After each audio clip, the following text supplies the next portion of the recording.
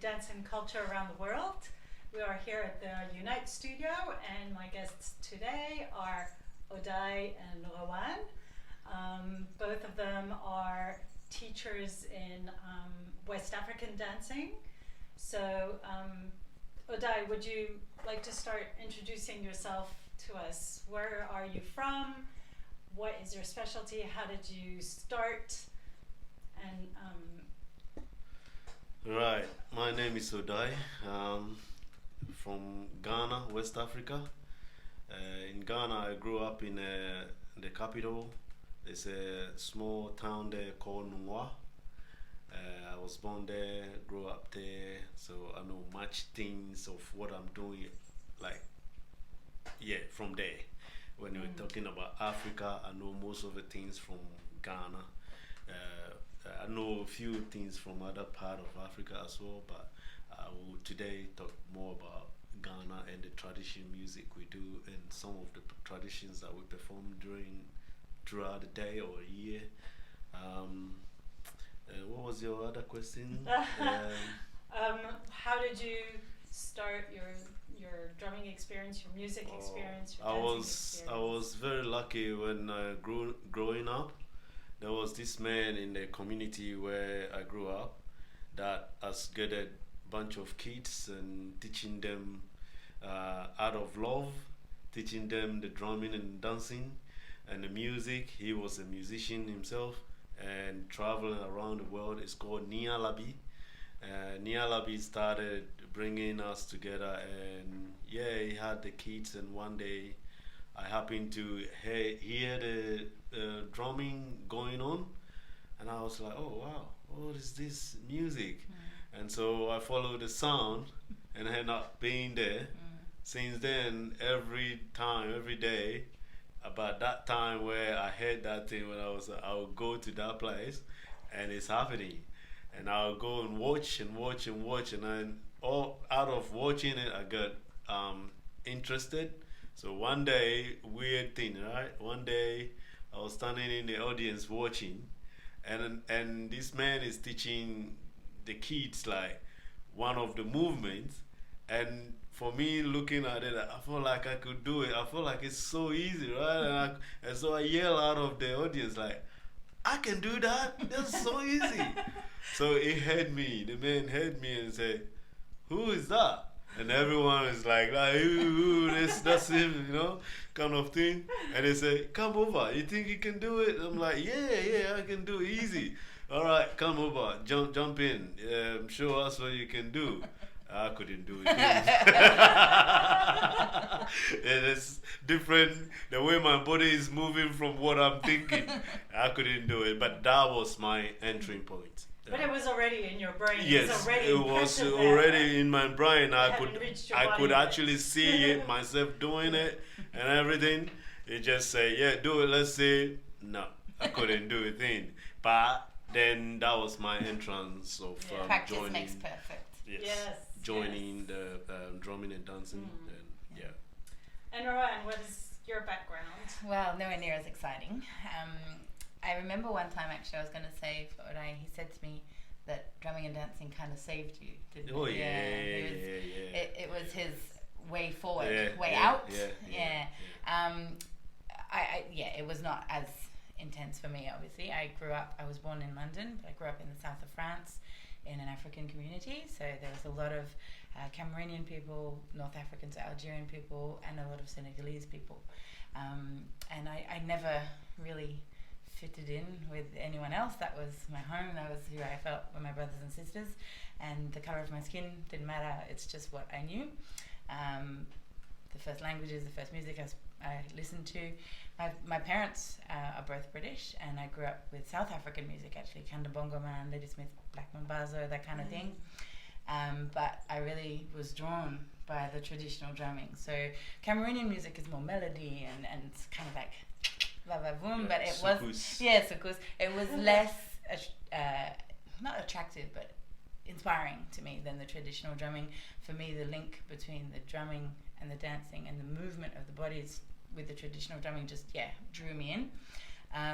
So I grew up kind of in the village of Fates, just doing my own thing, kind of the same, thinking I was doing it right, until I started probably about 8 or 9 years of age.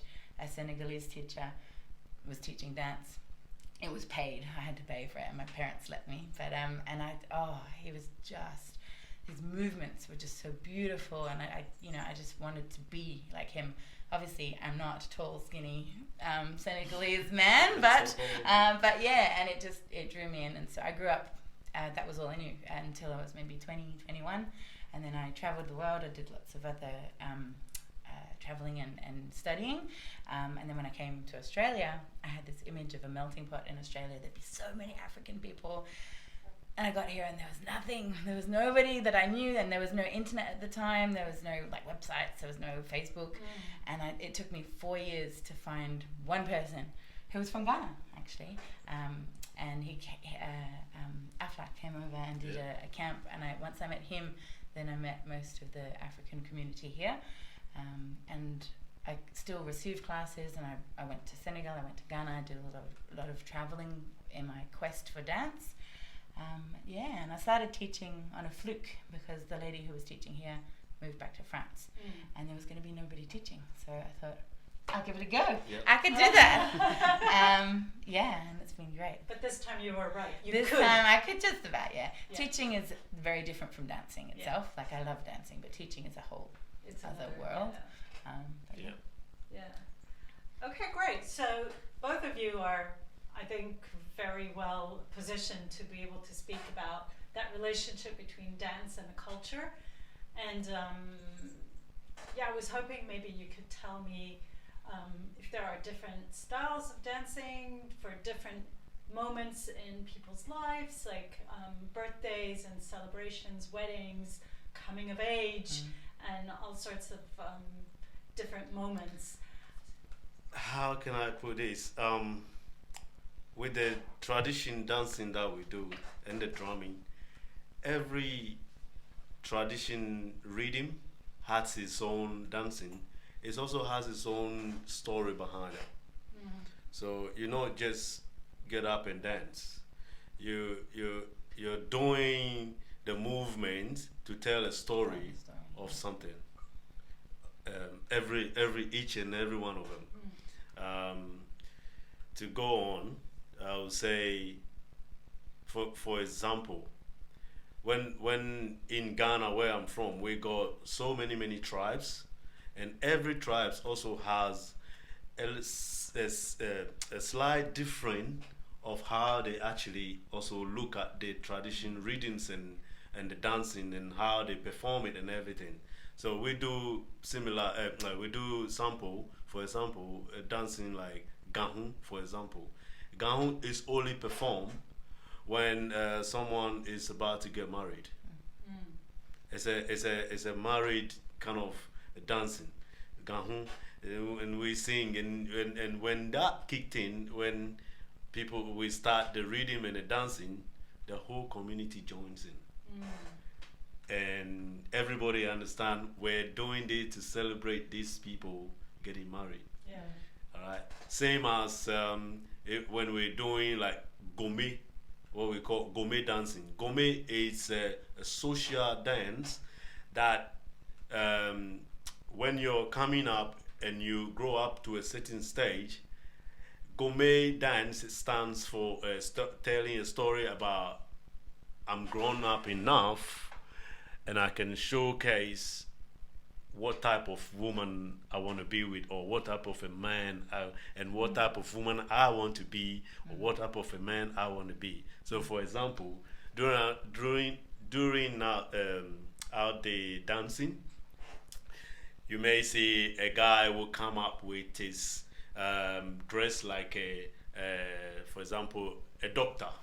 All right, this guy want to be a doctor. Okay. All right, and maybe throughout the dancing, he will be like acting like he's on his way somewhere, and we'll meet this beautiful lady, shaped really amazing. We put stuff on the ladies to shape them really well, and with a big ass, this kind of thing.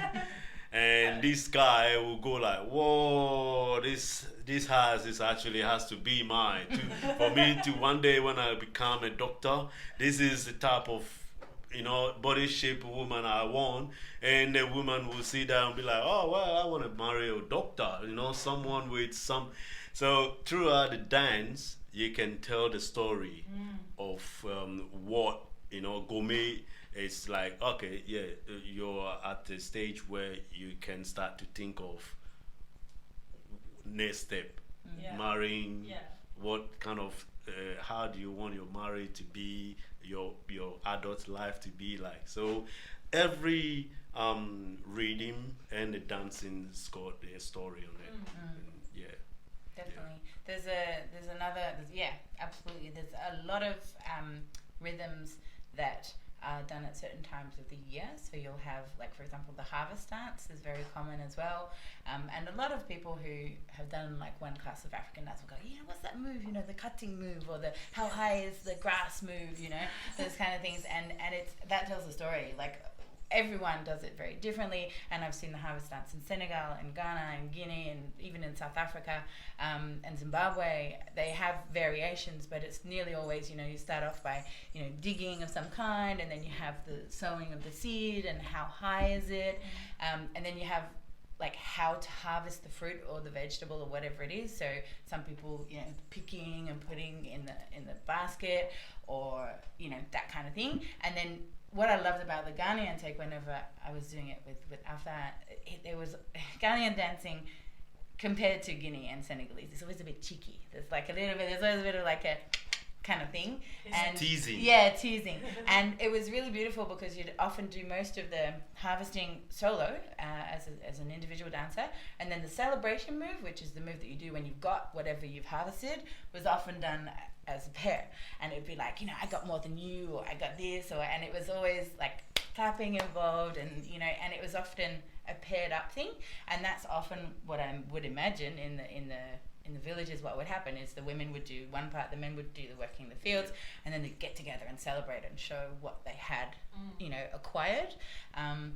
Again, I don't want to culturally appropriate because I did not live through this, but that was my understanding of the journey of what these people had gone through, and to pass that on through teaching that dance is really humbling and really beautiful. What that is, I will add it on top of what he's saying. What that means is, we don't have only men in the village, is it? Same as we don't have only women in the village. So when we're doing the dances, especially in Ghana dances, we showcase what the actual place is. Right? So women does certain things, men does certain things. Bringing them together, it tells the story you want to narrate. So that's on what you're saying. And it's beautiful. Having lived through it, it's beautiful, but then it's also really beautiful passing that on, to kind of like passing on the story so the stories don't get lost. And so that's, I hope, where my place is to make sure those stories aren't forgotten, and it's not all about shaking your bamba or whatever dance you want to do. There's some meaning behind it, and I love that. And I can confirm, being one of your students, Rowan, is that you share more than you teach, I think. So teaching, of course, has to be there because you have to show how to make the moves and everything. But as a student in your class, you definitely get the feeling that you're receiving information, that you're sharing your knowledge and your understanding,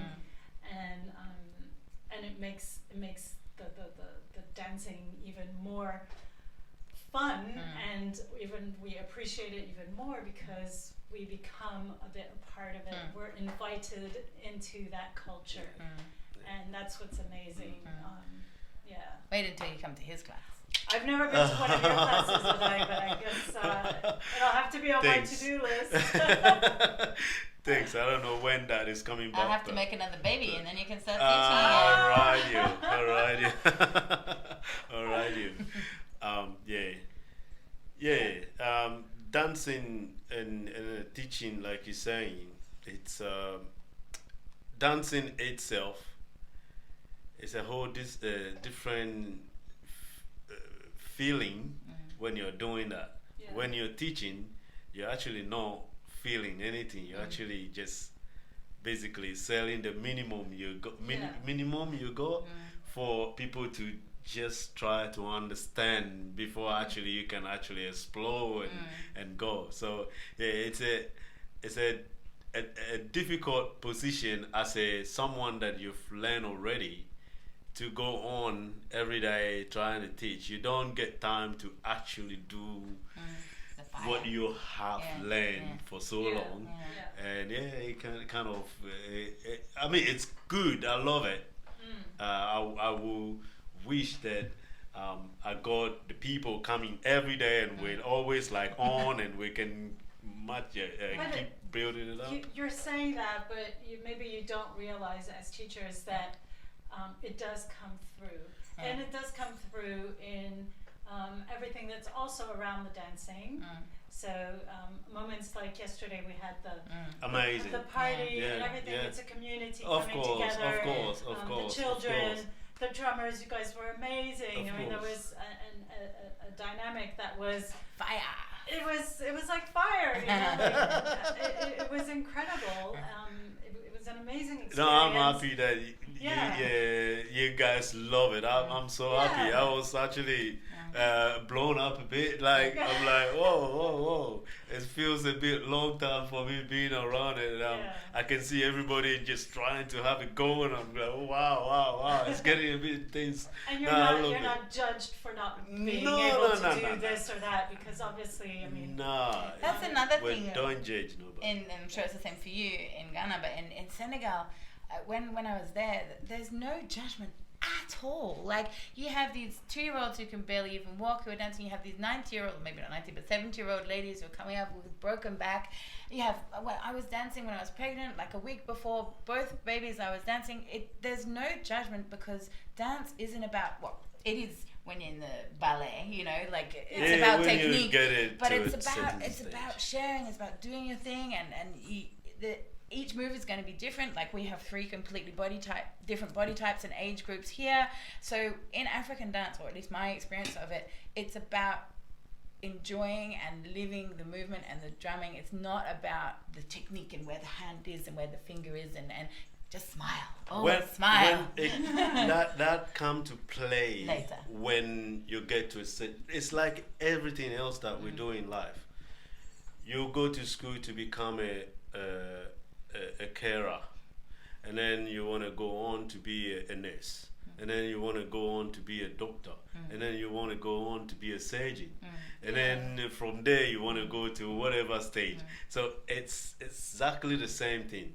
You learn how to start to move your body, and then you have to learn a whole different technique of actually being able to hold your breathing even while you're dancing.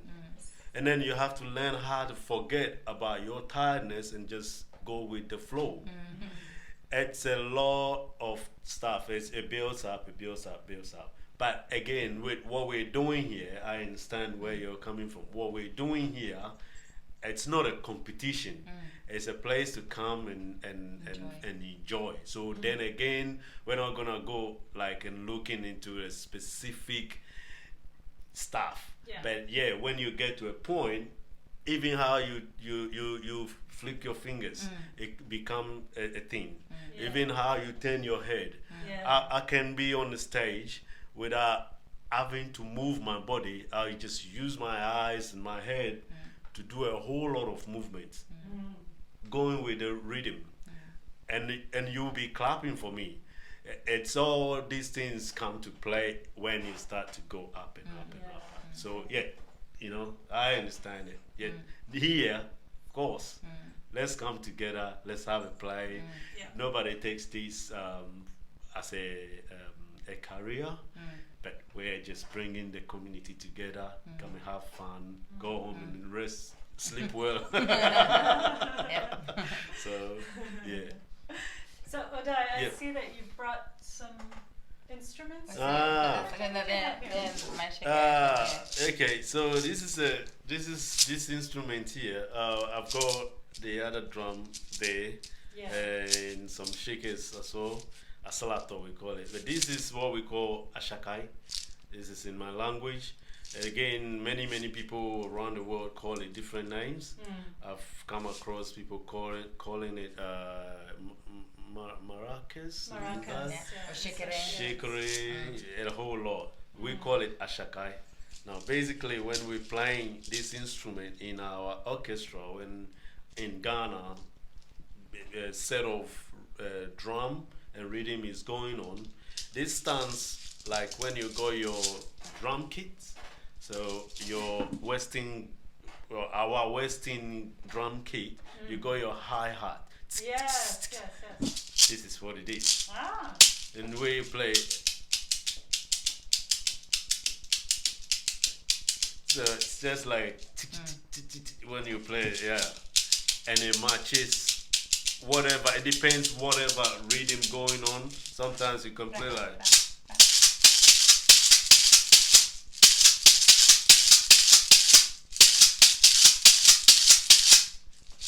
Things like that, and other times, people can really improvise on this. They can just throw it in the air and Do like shakes, smash it and go for the rhythm. It kind of play a big role in our music, in our orchestra when we're playing together. And what is it made of? So this is a gourd. Gourd, yeah. It's like a watermelon. Okay. It grows exactly like a watermelon grows on the ground, on the surface. And when you pick it up, there's always stuff in there. So this hole here, dig in that hole so you can take all the stuff out, put it on the sun for the shells to dry. And then this thing grows up on the grass. Oh. These beads here. Yeah, okay. Some They people used to grows- think they were shells, but they're much too fragile shells. They grows on a grass. It's I a see. certain grass that grows that. So then you pick them up and you net them with the rope, like a not them with fishing rope, and you just put it on it and you got your shakers going. Yeah. What other instruments do you have to show us today? All right. So I've got this instrument here. We call them asalato. Asalato grows. This one grows on a tree. Ah. Yeah, back at home when I was young, that tree, we were not allowed to climb that tree. Why not? Because it's got some spines on the trees, and you try to go on there, you can't get there because all the spines are going up, kind of thing. Yes, and it can be dangerous going It can back be, down. yeah. So you wait till they fall down, and you can go and pick them up again, like this one. You drill a hole here, and you take the stuff in there. You have to take it up, peel the outside bit out so that you put it on the sand and it can get dry. The reason why you have to dry it up because you want to get the sound shaking. So when it's dried and everything, you pick it up again, put stones like on the beach. We go on the beach and we pick like little stones. Yeah. We put it in there, put a piece of wood to seal it, put a bit of glue around it and with your rope, and your instrument is set. It's an instrument. It's also, we play it sort of like a game. So since I've got here in Australia, I have changed the name from even being called Asalato to the African PlayStation. That's what I call it, African PlayStation. And I have a few stuff on it, like for example.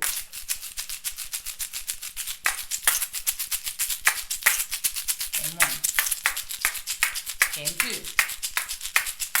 So I might say game 1 is here. And game 2, game 3, and 4, 5, and 6, and 7, and game 8.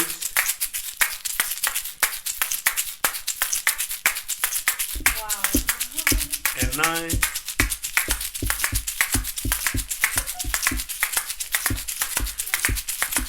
and 10.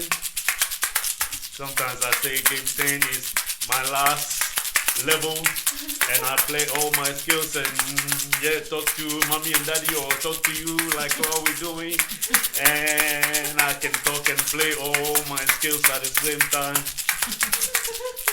and then you can play a rhythm with it.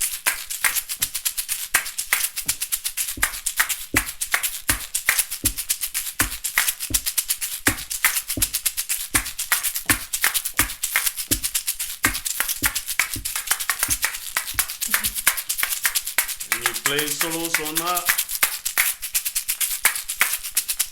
and you come back to your rhythm.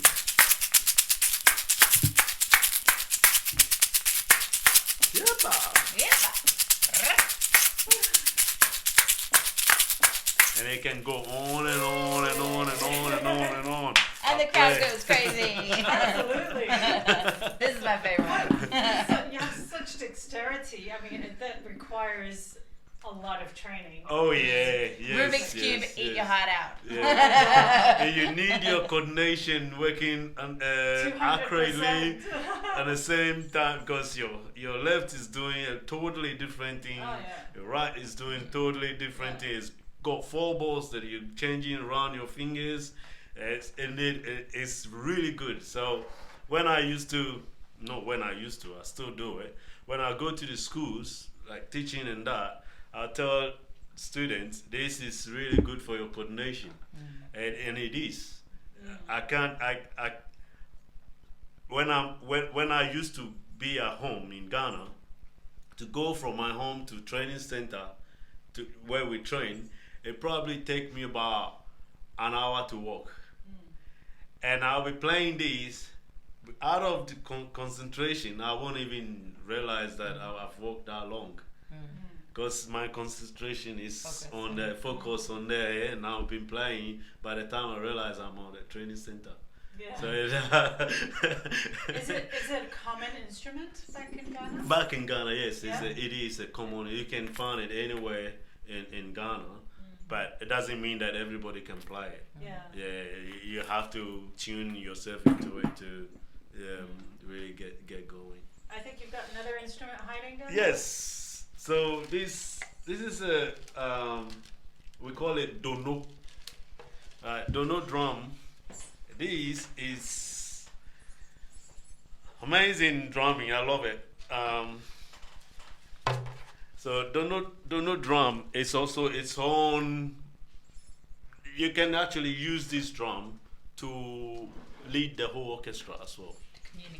Communicate and lead the music. A lot of people call it the talking drum. That's because sometimes you can change, you can do stuff with it that sounds like us.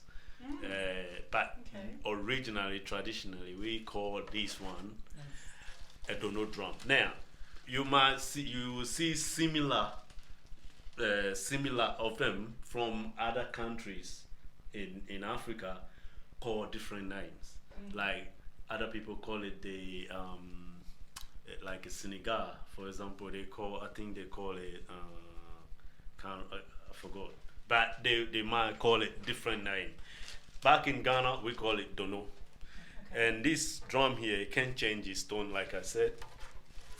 Is the only drum actually that you can change the tone while you're playing. Yeah, so this is one tone of it. That stretches the chord. So you can be changing.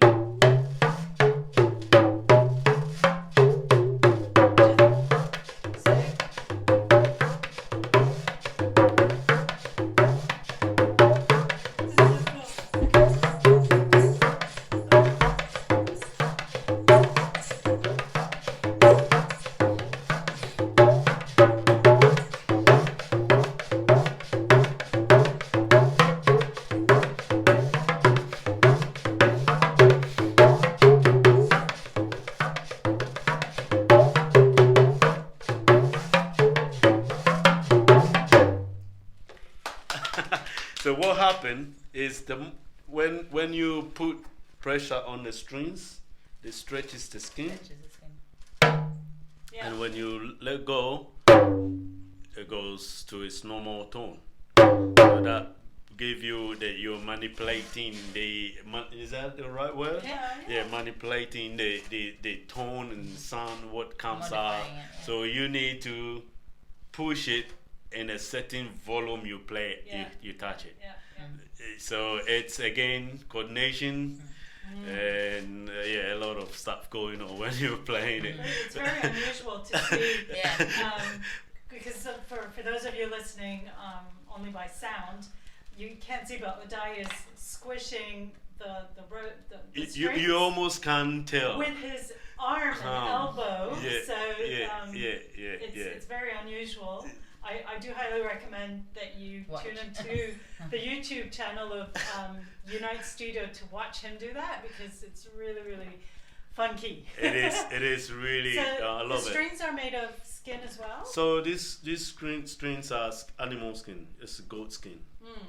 And same as here, goat skin. Yeah. And even these ones are goat skins as well. So and the do you whole have to thing. tune the instrument? Yes. Yeah. So the more you put this each and every string here, the tighter the skin goes. Just like when I press it.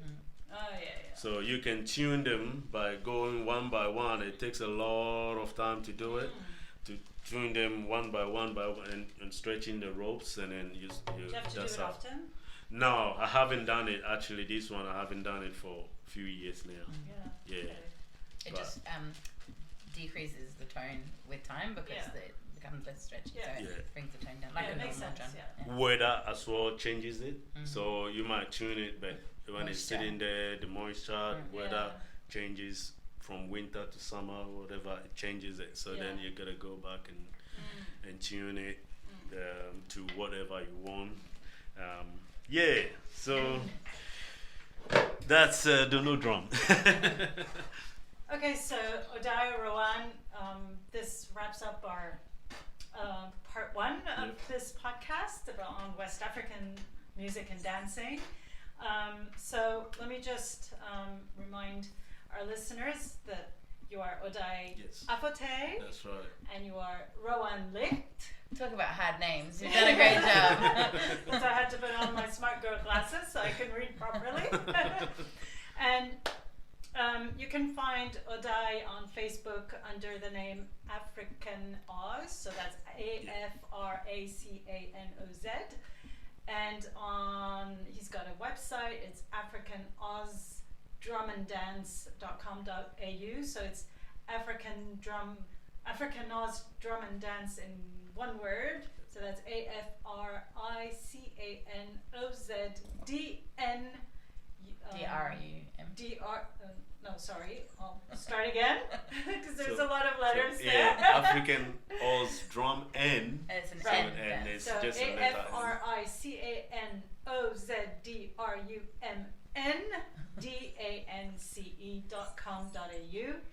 And Roanne, she's got a website as well. It's afrotonic.com.au. And her Facebook is Afrotonic, AFROTONIC.